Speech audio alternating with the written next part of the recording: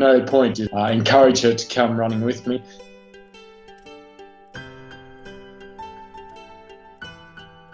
It was just a decision that she wanted to make, and she wanted to be next to me. Gobi would actually follow me into my tent, and we would lay down next to each other, and that's when I would start to think, oh my goodness, this poor little dog hasn't had any food. So I started to take care of her.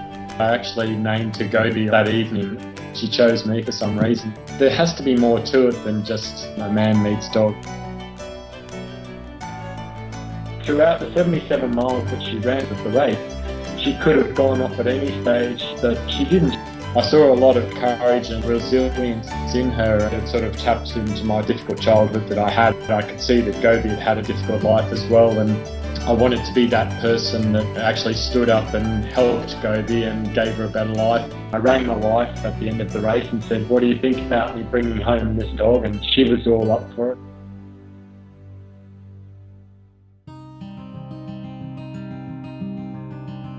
Someone offered to look after Gobi while I flew back to Edinburgh to try and find out how we could bring Gobi home. Everything looked to be set in place when unfortunately I received a phone call to say Gobi had gone missing. I was in shock and I was completely devastated. Even though we'd only spent 5 or 6 days together at the race, she really felt part of my life and part of my family, and I made her a promise that I was going to bring her back to the UK and bring her back to a better life, and I felt that I needed to fly back to Urumqi to find her. I've arrived in Urumqi. There's been lots of dogs actually surprisingly looking like her already. None of them are her, unfortunately. They thought it was incredible that someone had flown all of this way to, look for this little dog. No one could go anywhere without knowing that this little dog was missing. So day 3, finding Gobi's done. No luck today. 10 days later of searching for Gobi day and night with hundreds and hundreds of people looking for her, we finally received a phone call from someone to say, we think we found your dog.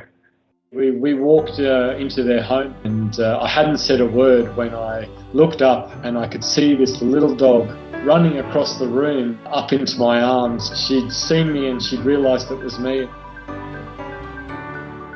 I was just absolutely taken back that it actually was her, and it was an incredible moment to realise we'd found her. I decided that I was going to stay in Beijing with her and to go through the quarantine process with her to make sure she was safe and she was happy, and of course that she wouldn't run away again. I just wanted to show you the entrance that I normally get from her when I've been out for a few minutes.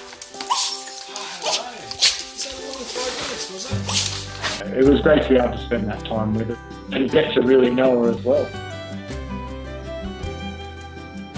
It was like 45, 46 hours in total, but she just thought it was one big crazy journey, and she's always up for it.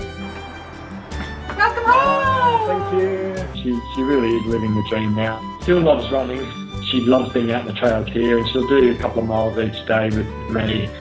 I just cannot believe it to this day just how incredible the bonding connection is.